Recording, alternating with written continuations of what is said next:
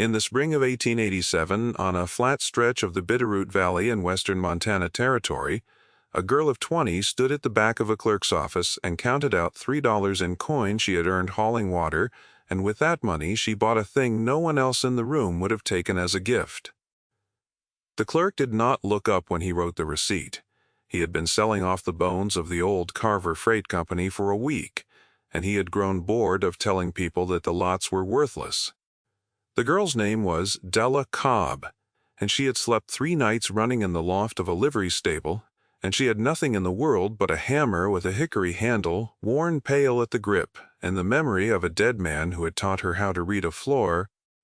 What she bought was an abandoned way station on the road south of Stevensville, a low building of squared timber with a great iron scale set into its floor, the kind that had once weighed ore wagons and freight teams and charged a toll by the hundredweight. The company had failed 2 winters before. The road had gone quiet. The men in the office laughed when she laid her coins down, because a way station that weighed nothing was a joke, and a homeless girl who paid for one was a better joke still. She let them laugh. She had learned long ago that a person who is being laughed at is a person who is not being watched, and she had reasons of her own for wanting to be left alone with that floor. You may think you know already what a thing like that is worth. Stay with the girl a while, and watch what her hands find under the iron. The valley had buried more than one secret under the weight of its own indifference, and this was the season it gave one back. Della had not always been alone.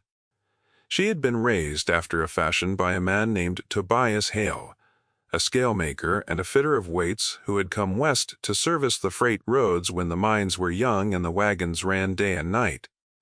He was not her father by blood.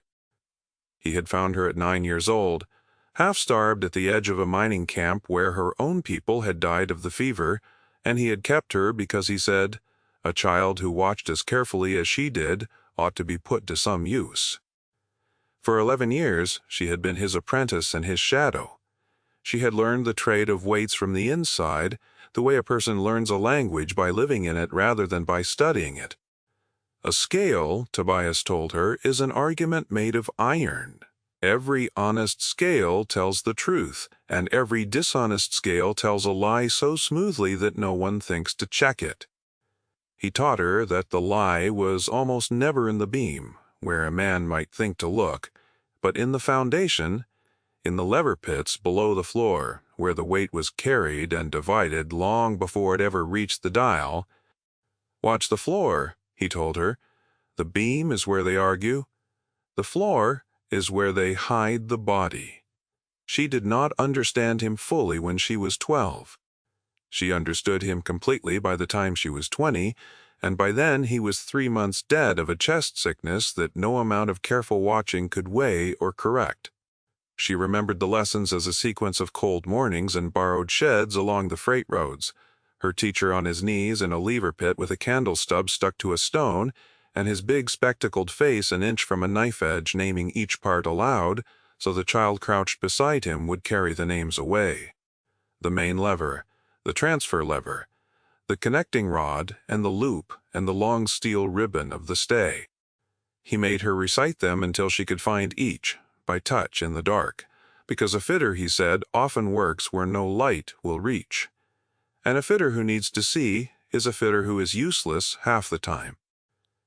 He made her learn the sound a true bearing made when the weight came onto it, a clean settling, and the sound a worn one made, a faint grinding complaint, so that she could hear a fault before she ever saw it.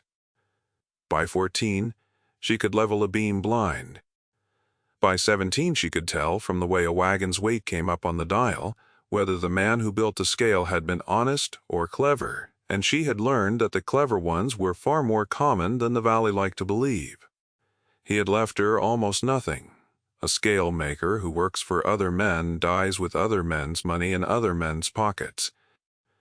He left her the hammer and a folding rule and a set of fitter's wrenches wrapped in oiled cloth, and he left her the knowledge in her hands which the law did not recognize as property and which no creditor could seize.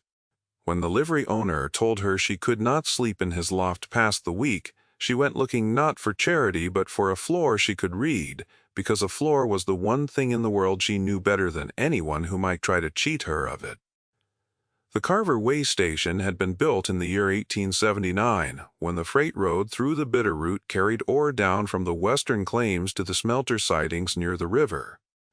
Every loaded wagon that passed had to stop and be weighed, and the toll was reckoned by the hundredweight, and the company grew fat on the difference between what it charged and what it owed. Della had heard the stories the way everyone in the valley had heard them, as grumbling without proof. The freighters had always said the Carver scale ran heavy, that a wagon weighed there came up 40 or 50 pounds above its true burden every single time, and that over the years the company had skimmed a fortune in tolls from men who had no scale of their own to argue with. The freighters had said it for years, no one had ever proved it, because the only scale that could have settled the question was the very scale that was accused, and a thing cannot testify against itself. Or so the valley believed. Tobias had believed otherwise. In his last winter, with the cough rattling him and his hands gone too unsteady to fit a weight, he had spoken of the Carver scale more than once as a man speaks of a problem he had meant to solve and run out of time for. He had serviced scales up and down that road in the early years before the Carver Company brought in its own fitter and shut the independents out. He told Della there had been something wrong with the way the Carver pit was built. He had seen the excavation once in '79, and the lever pit had been dug deeper and longer than the mechanism required, and he had asked the company's man about it and been told to mind his own trade. A pit dug bigger than its purpose, Tobias said, is a pit dug for two purposes. He never learned the second one. He died wondering, and he passed the wondering to her like a coin pressed into a palm. So when the clerk read out the lots of the failed company and named the way station at $3, with no bidders and no interest, Della understood that she was not buying a ruined building. She was buying her way down into the floor that her teacher had died curious about, and she was the one person alive who had the skill to open it and the reason to look. She moved into the station the same afternoon. It was a poor shelter, the roof sound, but the windows broken. The great scale platform sunk into the center of the floor, under a skin of dust and mouse dirt, and the chaff of 2 abandoned winters. She swept it by lantern light, working from the walls inward the way one cleans a thing one means to understand and not merely tidy, and as the broom uncovered the deck she read the boards as she went, noting which were sound and which had begun to rot at the ends, which were original and which had been replaced, because a floor tells its history to a person who knows how to ask. She found the dial first, a tall cast-iron face with the Carver name in raised letters, the needle frozen, at a weight that meant nothing now. She cleaned it the way Tobias had taught her, with oil and a soft rag and patience, easing the grime out of the lettering with a sliver of pine wood whittled to a point, and she felt the old machine want to move under her hands, the bearings stiff but not ruined. Whoever had abandoned the place had not destroyed the scale. They had simply walked away from it, as a man walks away from a tool he no longer needs and does not imagine anyone else will ever want. That first night she did not sleep so much as lie in the dark, listening to the building settle, and thinking about what her teacher had said. The beam is where they argue, the floor is where they hide the body.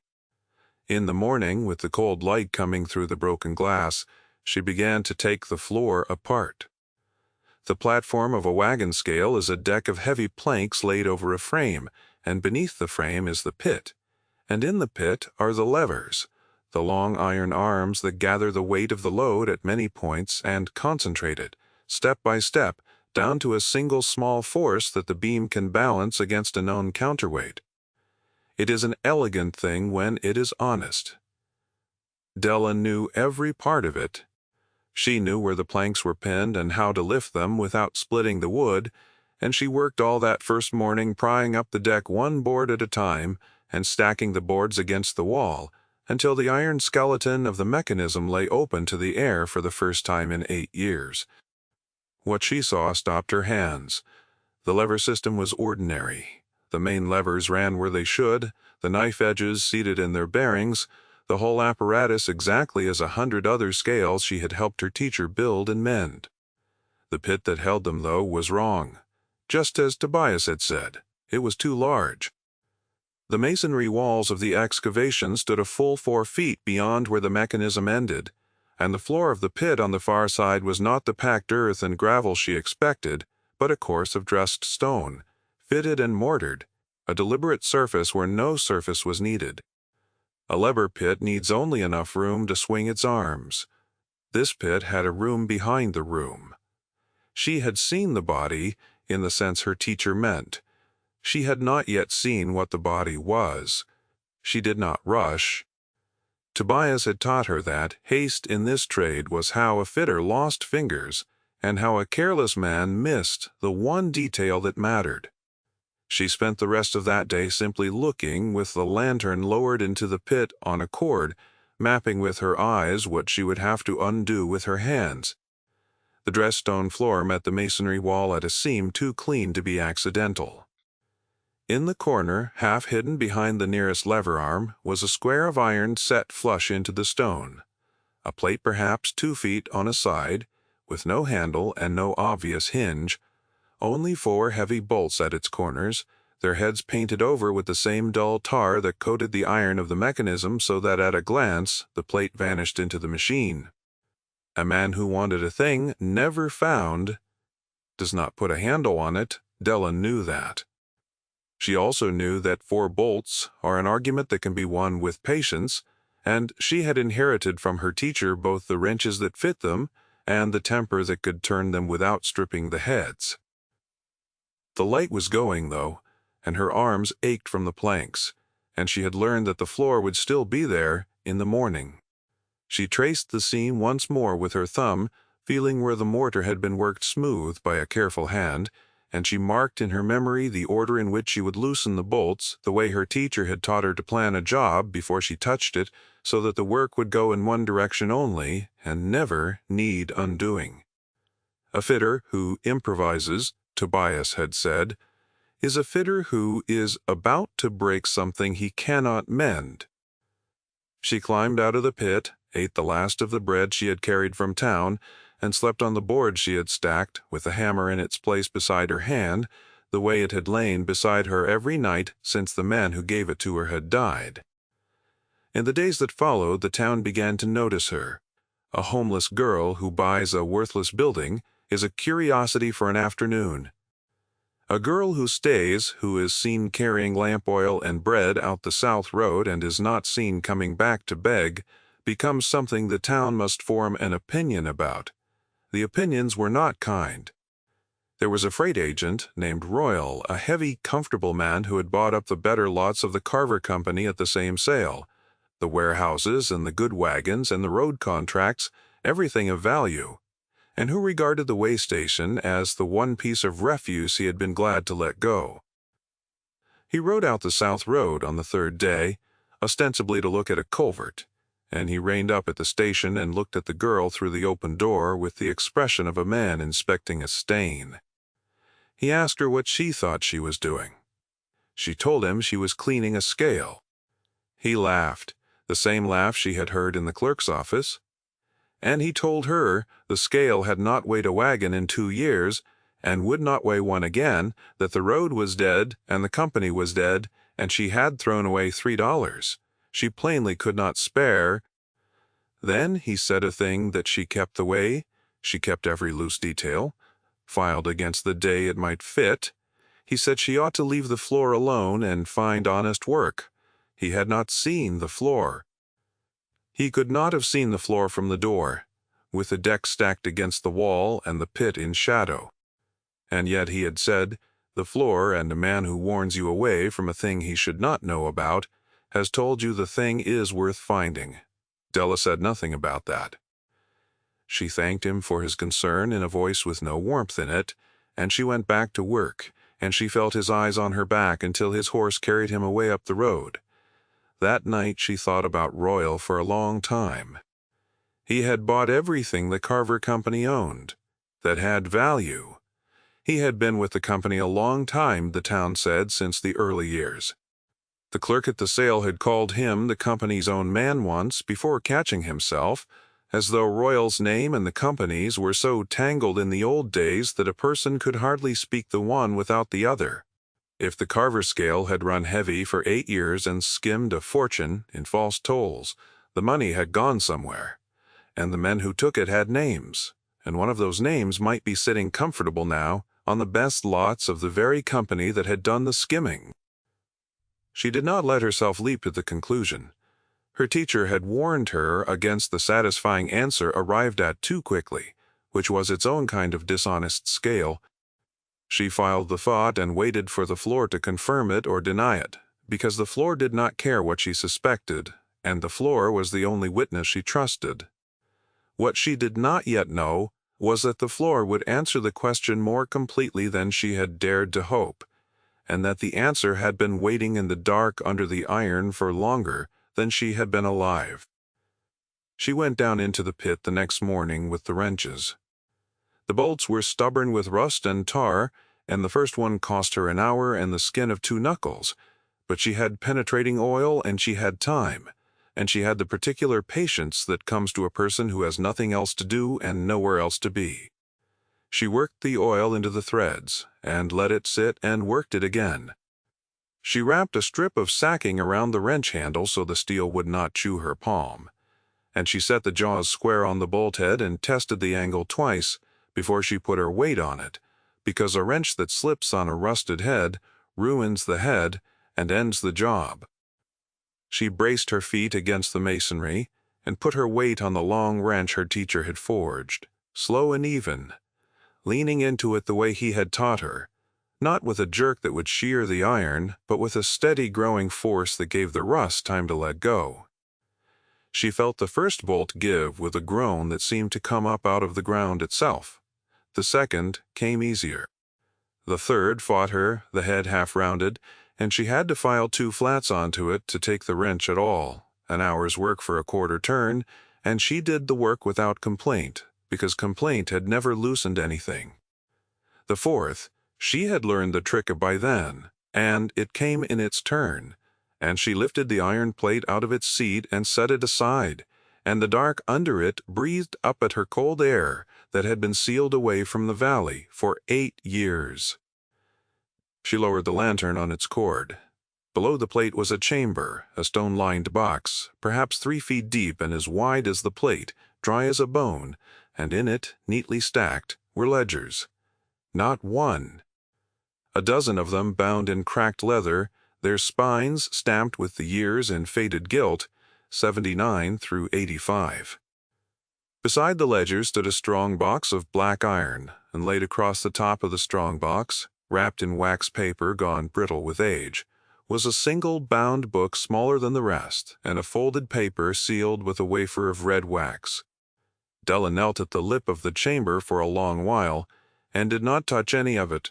She understood that she was looking at the second purpose of the pit, the one her teacher had wondered about until he died.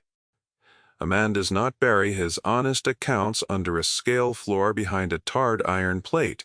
He buries the books that would hang him.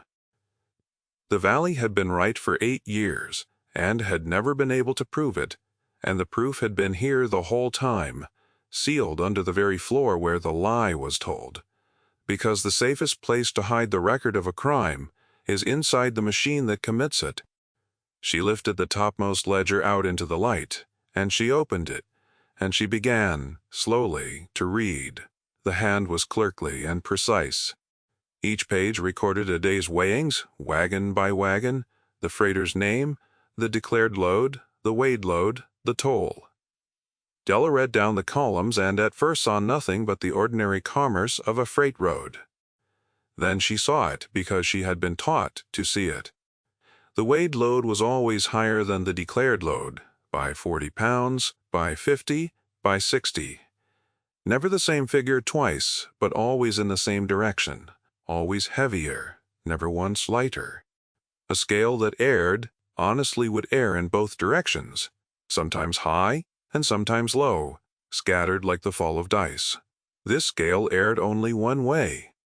It was the signature of a rigged beam as plain to her as a man's handwriting, and the ledger recorded it day after day, season after season, for years, in the company's own careful hand. The rigged weighings, though, were only the half of it. The smaller book, the one wrapped in waxed paper, was not a ledger of weighings at all. It was a private account, a second set of books, kept by a single man, and it recorded where the skim had gone. Each month the false tolls were totaled, and the surplus, the money taken above the honest toll, was divided, and the divisions were written out with initials beside them. Most of the money went to the company.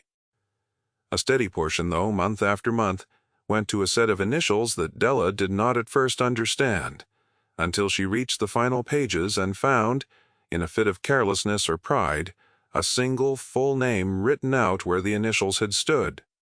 The name was Marcus Royle, the freight agent, the comfortable man on the best lots, the man who had ridden out to tell a homeless girl to leave the floor alone. Della closed the book. She sat in the cold breath of the chamber with the lantern throwing her shadow up the masonry wall, and she felt no triumph, only the grave weight of a thing finally understood. Her teacher had died wondering. She was not wondering any more. She did not run to town with the books. A person who has been laughed at and warned off does not win by shouting. She had been taught that evidence kept its power only so long as it could not be taken or burned, and she understood at once that the most dangerous moment was the one she was now in, the moment between finding the proof and putting it somewhere it could not be made to vanish. Royle had warned her away from the floor. Royle would not leave the floor alone forever. She had perhaps days, not weeks. So she did what her teacher would have done. She made it permanent before she made it public. She copied. By lantern light, over 2 long nights, she transcribed the private account in her own hand onto fresh paper. Every total, every division, every initial, and the full name where it appeared. And she did the same for the most damning pages of the weighing ledgers, the ones that showed the one-way error plainest. She made 2 copies of everything. She wrapped the originals again in their wax paper and returned them to the chamber and set the iron plate back over them and turned the 4 bolts down finger-tight so that to a careless eye the floor looked as it had, undisturbed. The body was back in its grave. She had its likeness now, though, twice over, and she carried 1 copy on her person and hid the second where no one would think to dig. On the 5th day, she walked back into Stevensville with the copy folded against her ribs, and she did not go to the sheriff, because the sheriff was a Carver appointment from the old days, and she did not know which way he would lean. She went instead to the one person the books had named as a victim and not a thief. Among the freighters whose names ran down the rigged columns, one appeared more often than any other. A man named Eli Stroud, who had hauled ore on that road for 6 years and been weighed heavy 600 times. Stroud was old now, his hauling days behind him, living on the charity of a married daughter at the edge of town. A weathered man with a freighter's ruined hands and a freighter's long memory. Della had asked after him quietly. She found him on his daughter's porch mending harness. He no longer had a team to pull, working a length of cracked leather between fingers swollen at every joint. And she sat down on the step uninvited, the way her teacher had taught her to sit with a man whose help you wanted, as an equal and not a supplicant. And she showed him the columns with his own name in them. He squinted at the page a long moment, holding it at arm's length and then close, and she saw him reading his own name down the years, the dates of haulings he had half forgotten, the loads he had sworn over. He was slow to understand, and then he understood all at once, and the cracked leather slid out of his hands and lay forgotten on the boards. He had always known the Carver scale ran heavy. Every freighter had known. They had argued it for years over their own helpless certainty, around campfires and in the back rooms of the saloons, and the company had always answered that the scale was inspected and sealed and beyond question, and a man who could not afford his own certified scale had no standing to dispute the one the law recognized. Stroud had paid those tolls because he had no choice, and he had watched the difference between the honest weight and the company's weight come out of his own thin living year after year. 40 pounds at a time, 50 pounds at a time, a few coins a wagon that added across a working life to a house he never bought, and a team he had to sell. He had grown old believing the theft and never able to name it. Now a girl of 20 sat on his step and laid the proof in his ruined hands in the company's own writing, with the surplus divided and a name attached. He wept, which he had not expected, and she sat with him while he did it and did not look away, and did not hurry him. When he was done, he asked her what she wanted of him. She told him the truth. She wanted a witness the valley would believe, an old freighter whose word about that road carried weight no homeless girl's word ever could, and she wanted his memory. The names of the other men weighed heavy, so that what had been taken could be reckoned and, so far as the strong box allowed, returned. The strong box, she had not yet opened it. She had judged the books the more urgent thing, and the box the more dangerous, because a box of money is a temptation and a provocation both, and she had wanted a witness beside her when she broke it open so that no one could ever say she had taken from it in the dark. Now she had her witness. They went out the south road together the next morning, the old man riding in a borrowed cart because his legs would not carry him so far, and the girl walking beside the wheel with the hammer in her hand. The strong box was locked and the key was long gone, but a lock is only another argument made of iron. And Della had opened more stubborn ones in her apprenticeship. She did not force it crudely. She worked the mechanism with a pick filed from a length of wire, patient as ever, while Eli Stroud held the lantern and watched with the held breath of a man at a graveside, and after the better part of an hour the lock turned and the lid came up. The box held money, but not the fortune the Valley's stories had promised. It held a little over $1,100 in mixed coin and notes, the last skim of the last season before the company failed, never distributed because the failure had come faster than the thieves expected, sealed away with the books to be retrieved when the noise died down. $1,100 was a great deal of money to a girl who had paid $3 for a floor. It was nothing beside what 8 years of false tolls had taken from the men whose names filled the ledgers. Della looked at it a long moment, and Eli Stroud looked at her, and what she did next was the thing that decided everything that came after. She closed the box.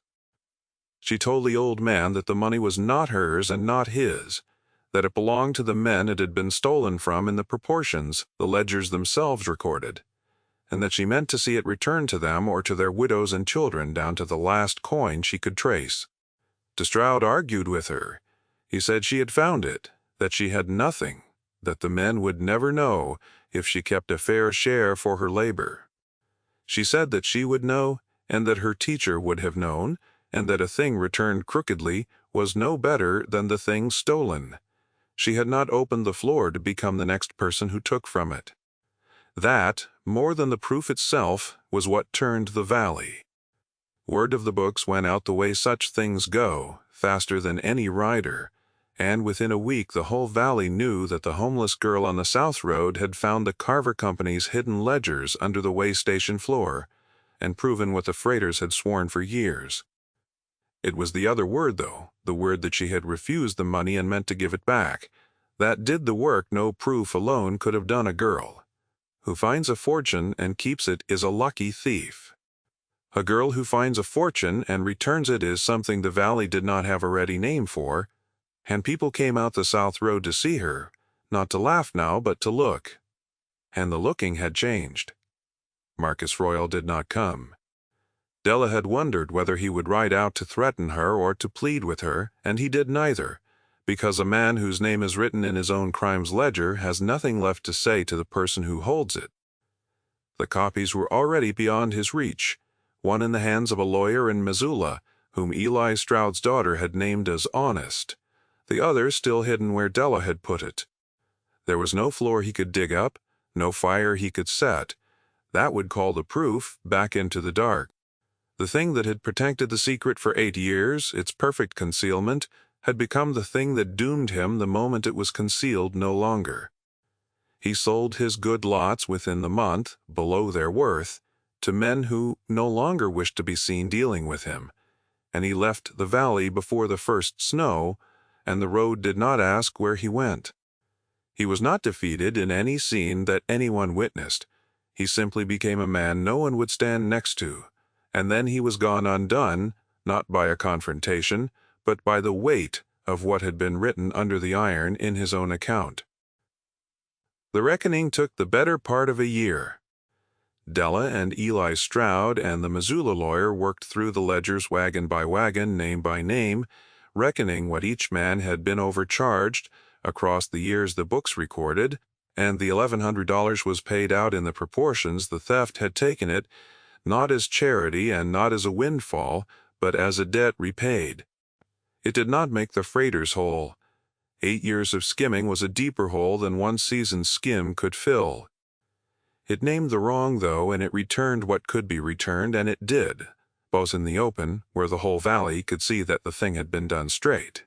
For many of the men, the naming mattered more than the money.